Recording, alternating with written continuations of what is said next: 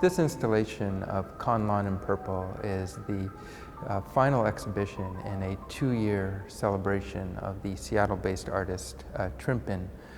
Trimpin moved to Seattle from Germany in 1979 and has been working in the Northwest for 25 years.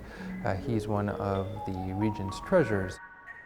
From a technical point of view, it's amazing to me. I mean, I've been a sculptor for years, and I look at what he's put into this, and it's kind of mind-boggling. The public will get this, or will be introduced to a completely different kind of experience, how sound actually moves through the space.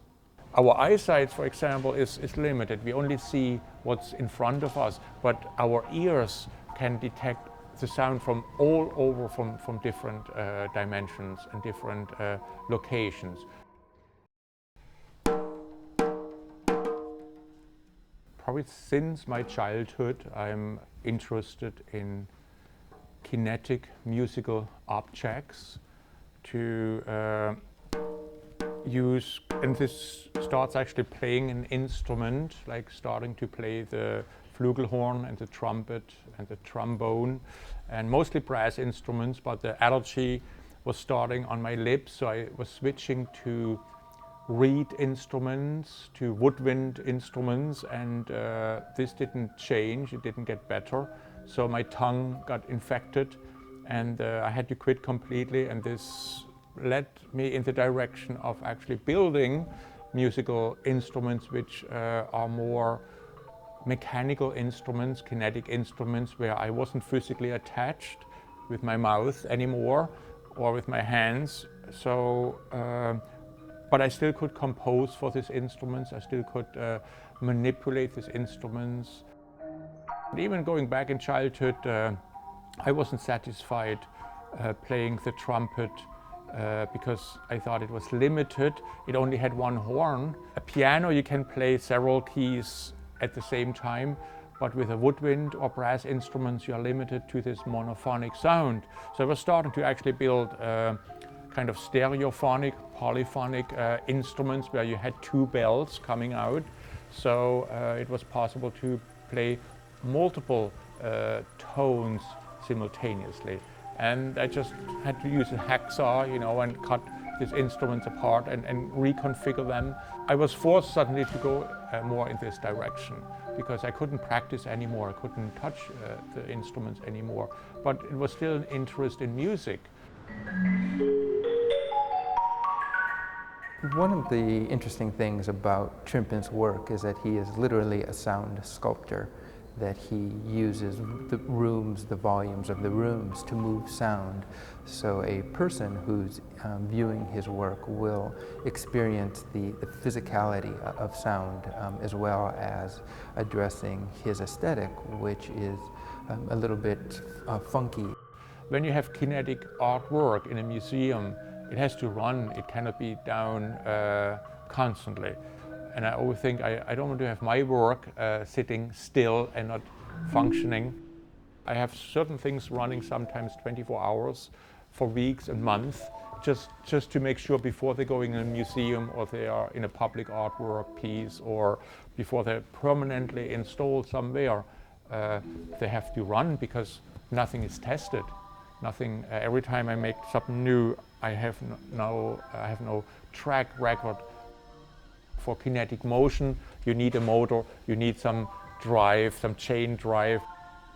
He collects materials from garage sales or used parts or Boeing surplus, for instance, and he creates these objects from scratch. And so he's uniting sort of the physics of sound as well as visual arts and creating this awareness of what art can be.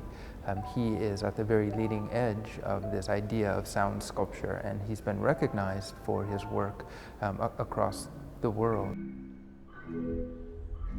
I collect a lot. When I find somewhere a whole box of these mechanical devices, and I always buy it because I know that's already not made anymore. All the exotic mechanical devices, they're disappearing. If you want to talk about blending technology, it's a perfect example because there's so much involved into it. I mean, the guy's building motherboards and changing out chips and taking MIDI machines apart and rewiring them in a way that Yamaha never intended. The technical aspects of the piece themselves, it's probably best that he handle it. I mean, I don't think that it's the type of piece that an unprepared person takes out of a crate and hangs from the ceiling. Not just Conline in purple, like this particular piece at the Tacoma Art Museum. Every piece I have to install, I have to do it on my own because each space is different. There are different parts, different aspects of the piece. There's the sculpture itself, but then there's also the musical part, which has to be adjusted to the spatial requirements. So I have to be there to listen to it. And also the instruments have to be tuned or just make sure they're all working in the right way. It is literally a room-sized instrument, and each one of these horns makes a single tone. To me, the art is all about the machinery and the mechanics and the physics of making a piston hit a piece of wood to come out a purple horn. It's nuts. When you bang on a piece of wood, the piece of wood starts to make a sound and it starts to vibrate. But when you have perfect calculated resonators, this means the air from the vibrating wooden bars gets activated into the tubing, and this air column amplifies in a natural way the sound. The technology involved in it is almost beyond the art. Like, that is the art. That's the most impressive thing about this whole piece. I mean, there's 40 different parts to that one section, and then there's 40 more here, and that's just one horn out of 60.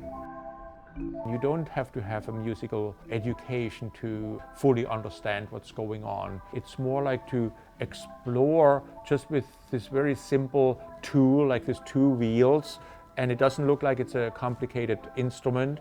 And this makes it more open to a broader audience to explore what acoustically is going on.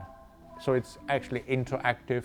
You could play with the whole installation and learn how to play the whole installation. Conline in Purple was originally an homage to the American composer Conline Nancaro. And Nancaro was best known for his very complicated and very rapid compositions that he composed for the player piano. And Nancaro essentially prided himself on the mechanical qualities of his work. And that sort of complexity attracted Trimpin's attention. It always goes back to some kind of experience I had maybe as a child or later, or just mostly about experience, like a musical experience or some sound experience, what I heard somewhere or what I want to recreate in a way so I can use this kind of timbre of sound or this structure of movements of sound. So each installation deals always with a different investigation, not just how you move sound through space, also how you could have different layers of sound. I think it's still necessary to investigate a little bit more what can be done by using this kind of sound sources where there is no amplification, there is no artificial sound source. It's just like the real acoustics which occurs in this particular space. And again, you can only experience when you're there. When you're not there, then that's it.